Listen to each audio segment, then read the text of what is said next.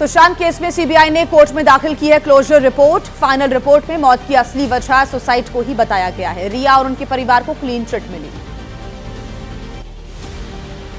सुशांत सिंह राजपूत की पूर्व मैनेजर दिशा सालियान की मौत का मामला एनसीपी अजित गुट के नेता छगन भुजबल ने कहा, कोर्ट में दाखिल हो रही है याचिकाएं, कोर्ट करेगा मामले की जांच। सुशांत की पूर्व मैनेजर दिशा सालियान की मौत के मामले में नारायण राणे का दावा, आदित्य का नाम नहीं लेने के लिए उद्धव ने 2 बार की थी बातचीत। दिशा के पिता को समय नहीं मिला था न्याय। नारायण राणे के बयान पर आदित्य ठाकरे ने कहा, सालों से वही बकवास, जानबूझकर किया जा रहा विवाद। विपक्ष समेत बीजेपी नेताओं ने की सड़क घोटाले की जांच की मांग।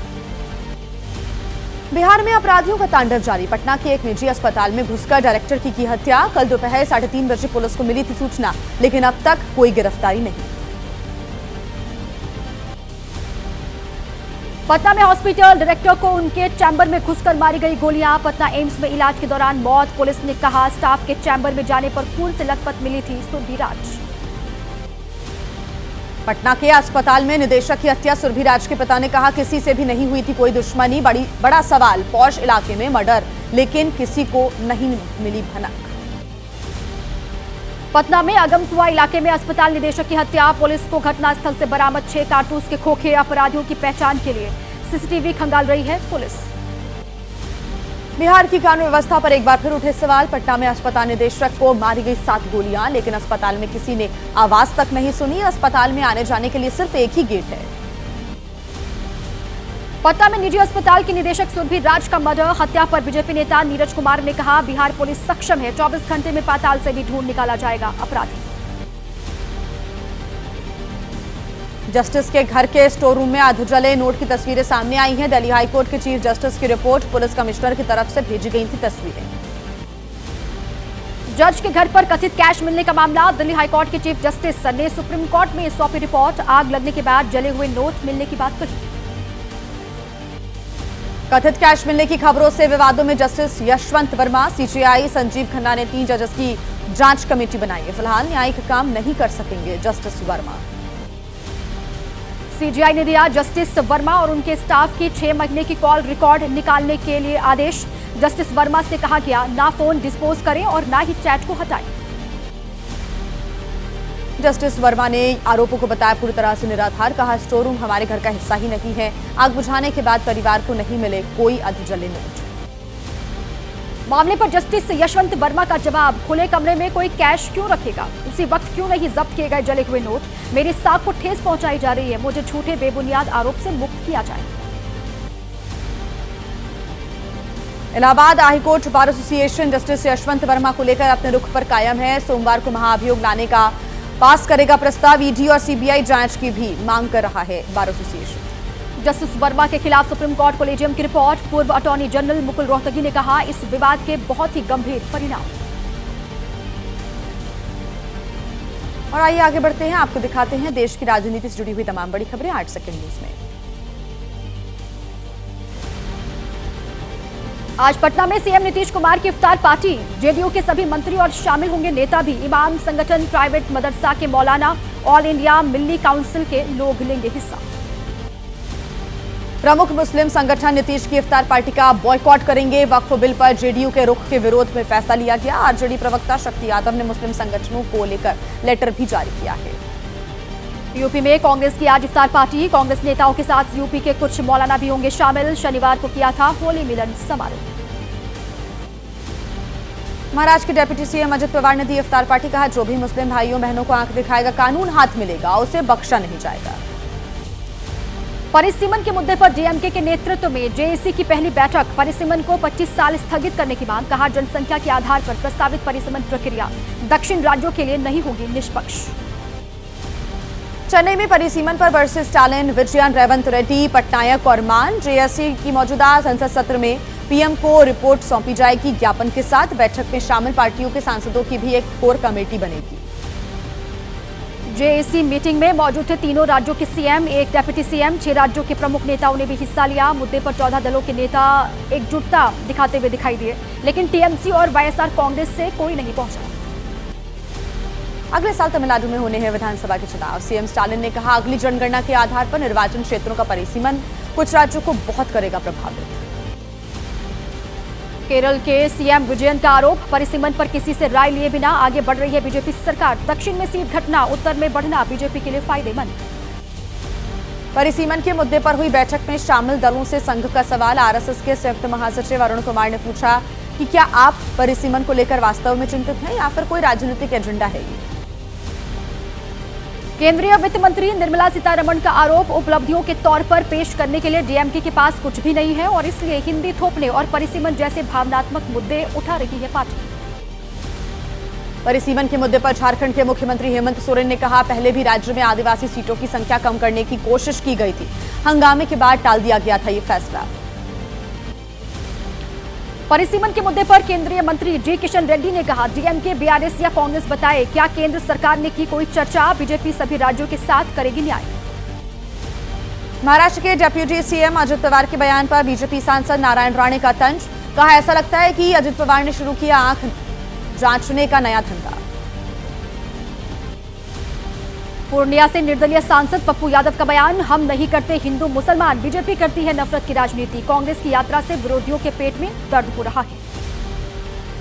प्रशांत किशोर ने आरजेडी और बीजेपी पर साधा निशाना। विकल्पहीनता की वजह से जनता को सांपनाथ और नागनाथ में से करना पड़ा चुनाव। इस बार चुनाव में नेता का चेहरा देखकर ना दें वोट। केंद्रीय मंत्री गिरिराज सिंह का दावा, राहुल, लालू, तेजस्वी की वजह से बिहार को पड़ती हैं गालियां। बिहार के लोगों के लिए अपशब्दों का इस्तेमाल किया जाता है। इंडी गठबंधन को जनता देगी जवाब। यूपी में बीजेपी विधायक श्याम प्रकाश का बड़ा बयान, हरदोई में कहा, सीएम योगी दिल्ली चले जाएं, केशव प्रसाद मौर्य यूपी संभालें। देश के लाखों दिलों पर राज करते हैं केशव प्रसाद मौर्य। बीजेपी विधायक श्याम प्रकाश के बयान पर केशव प्रसाद मौर्य ने कहा, उन्होंने व्यक्त की अपनी भावना, लेकिन हमारे मुख्यमंत्री योगी हैं और वही रहेंगे। राणा सांगा पर दिए अपने बयान पर बोले एसपी सांसद रामजीलाल सुमन, ऐतिहासिक तथ्य है कि बाबर राणा सांगा के निमंत्रण पर आया था भारत। मेरा किसी की भावनाओं को ठेस पहुंचाने का इरादा नहीं। रामजीलाल सुमन के बयान पर एसपी नेता फखरुल हसन चांद ने कहा, पार्टी ने हमेशा किया भारतीय योद्धाओं, क्रांतिकारियों का सम्मान। बीजेपी इतिहास की बात कर मौजूदा मुद्दों से ध्यान भटकाना चाहती है। रामजीलाल सुमन के बयान पर यूपी के मंत्री ओपी राजभर का निशाना, कहा, आपा खो चुके हैं एसपी नेता और सांसद, सदन में कर रही हैं फजूल की बातों की चर्चा, नफरत का बीज बोने की कर रही हैं कोशिश। समाजवादी पार्टी के नेता के बयान पर केंद्रीय मंत्री गजेंद्र सिंह शेखावत ने कहा, महाराणा सांगा ने जगाई आजादी की भावना, कुछ छोटे दिल के लोग ऐसी करते हैं चर्चा, लेकिन इसकी कोई गुंजाइश नहीं है। रामजीलाल सुमन के बयान पर बीजेपी नेता संगीत सोम का दावा, राणा सांगा नहीं है गद्दार, औरंगजेब को महान बताने के लिए अखिलेश ने दिलवाया बयान। बैराज में गाजी की दरगाह पर लगने वाले नेजा मेले पर रोक की मांग, हिंदू संगठनों ने सीएम योगी को चिट्ठी भेजी, कहा रोक नहीं लगी तो होगा बड़ा आंदोलन। सालार गाजी के मेले पर बोले ओपी राजभर, वोट की राजनीति की वजह से नेता लगाना चाहते हैं मेला, महाराजा सुहेलदेव और महापुरुषों के विचारों को देखना चाहिए और उनके लिए लगाना चाहिए मेला। दिल्ली के बजट पर सीएम रेखा गुप्ता ने कहा, 10,000 से अधिक दिल्ली वासियों से सुझाव मिले हैं, जनसंवाद के तहत अलग अलग वर्गों से चर्चा की है। बजट पर दिल्ली के मंत्री मनजिंदर सिंह सिरसा ने कहा, मुख्यमंत्री ने हर वर्ग से सुझाव लिया है, बड़े बदलावों वाला ये बजट होने वाला है। उत्तराखंड में धामी सरकार के दूसरे कार्यकाल के 3 साल पूरे, सीएम धामी ने पेश किया सरकार का रिपोर्ट कार्ड, कहा जिसे पिछली सरकारों ने किया नजरअंदाज, उन मुद्दों को हमने निपटाया। बेंगलुरु में आरएसएस की 3 दिवसीय बैठक आज है आखिरी दिन। आरएसएस के शीर्ष निर्णायक मंडल अखिल भारतीय प्रतिनिधि सभा की बैठक है। कल बांग्लादेश को लेकर प्रस्ताव पारित किया गया। बिहार दिवस पर पटना में विकसित बिहार संकल्प महासभा, चर्चित आईपीएस विकास वैभव का चुनाव की तैयारी से इनकार, कहा 2047 तक विकसित भारत के लक्ष्य पर हुई चर्चा। और आइए फटाफट अंदाज में अब आपको दिखा देते हैं देश की बड़ी खबरें। दिल्ली में आप भी आज मनाएगी शहीदी दिवस। शहीदी दिवस के मौके पर पार्टी मुख्यालय में कार्यक्रम का आयोजन किया जाएगा। दिल्ली के पूर्व मुख्यमंत्री अरविंद केजरीवाल होंगे शामिल। शहीदी दिवस आज शहीद ए आजम भगत सिंह की प्रतिमा का अनावरण करेंगी दिल्ली की सीएम रेखा गुप्ता। बीजेपी सांसद बांसुरी स्वराज भी रहेंगी मौजूद। यूपी के सीएम योगी का आज कानपुर दौरा है। प्रेसिडेंशियल स्वीट के निर्माण का करेंगे मुआयना, मेट्रो स्टेशन और कन्वेंशन का भी करेंगे निरीक्षण। डॉक्टर राम मनोहर लोहिया की जयंती आज। लोहिया पार्क जाएंगे समाजवादी पार्टी प्रमुख अखिलेश यादव। डॉक्टर लोहिया की प्रतिमा पर माल्यार्पण करेंगे। पद्म विभूषण जगत गुरु रामभद्राचार्य महाराज ने कहा, मनु महाराज से लेकर ऋषियों तक न्याय देने की परंपरा रही। मायावती को मनुस्मृति के बारे में एक अक्षर का ज्ञान नहीं है।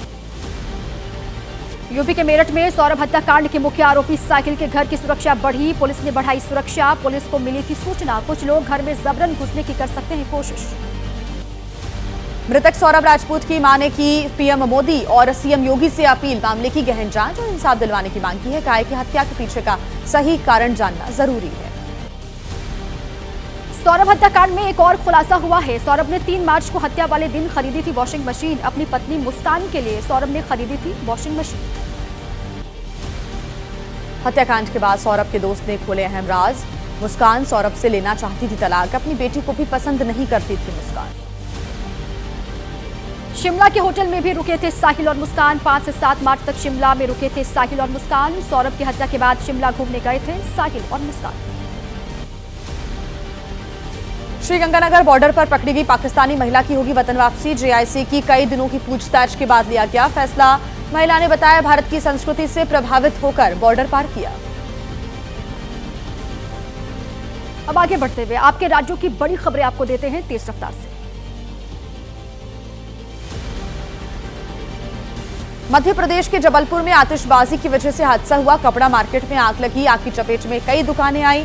फायर ब्रिगेड की कड़ी मशक्कत के बाद आग पर काबू पाया जा सका। लाखों का हुआ नुकसान।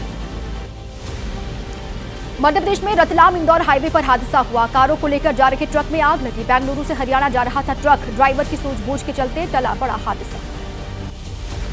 बहादुरगढ़ में घर में धमाके के साथ लगी आग। हादसे में 4 लोगों की मौत, एक गंभीर रूप से घायल। ब्लास्ट की वजह जानने में जुटी है पुलिस। घटनास्थल की फॉरेंसिक जांच भी हुई शुरू। बेंगलुरु में ग्राम उत्सव के दौरान हादसा हुआ। अचानक नीचे आ गिरा 100 फीट ऊंचा रथ। हादसे में घायल हुए एक शख्स की मौत हुई है, एक घायल।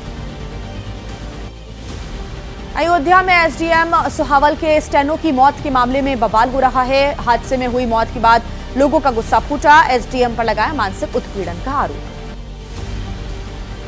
जेवन में रेबीज के वजह से महिला की मौत। गाय का दूध पीने के बाद बिगड़ी महिला की तबीयत। गाय को कुत्ते के काटने की वजह से गाय में हुआ था रेबीज का इन्फेक्शन।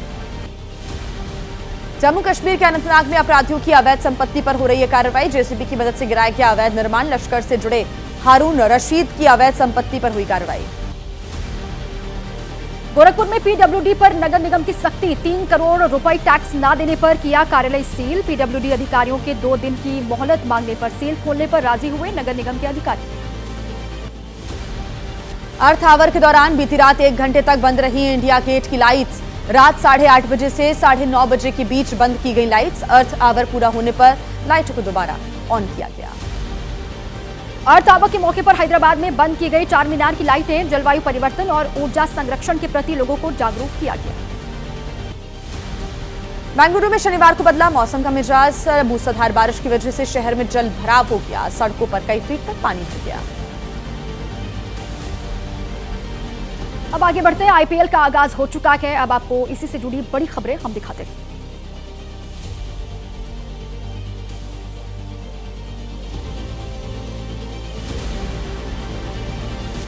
कोलकाता में आईपीएल 2025 का आगाज हुआ। 65 दिन तक चलेगा 18वां सीजन। 13 वेन्यू पर खेले जाने हैं कुल 74 मैचेस। 25 मई को आईपीएल का फाइनल मुकाबला होगा। आईपीएल 2025 के पहले मैच में रॉयल चैलेंजर्स बेंगलुरु ने जीत से शुरुआत की। पिछली बार की champion team Kolkata night Riders को हराया। 175 रन का लक्ष्य 22 गेंद पहले हासिल किया। विराट कोहली ने अपने 400वें टी20 मैच में खेली यादगार पारी। कोलकाता के खिलाफ 59 रन बनाए। 3 छक्के 4 चौके जड़े। तो वहीं आईपीएल में विराट का ये 56वां अर्धशतक बन गया है। आईपीएल में आज चेन्नई सुपर किंग्स और मुंबई इंडियंस के बीच बड़ा मुकाबला होगा। यानी महेंद्र सिंह धोनी और रोहित शर्मा आमने सामने होंगे। ये मैच शाम को 7:30 बजे से चेन्नई में होगा। आईपीएल में आज राजस्थान रॉयल्स और सनराइजर्स हैदराबाद के बीच मुकाबला होना है। मैच दोपहर 3:30 बजे से हैदराबाद में खेला जाएगा। हैदराबाद ने पिछले 3 मैचेस में राजस्थान को हराया है।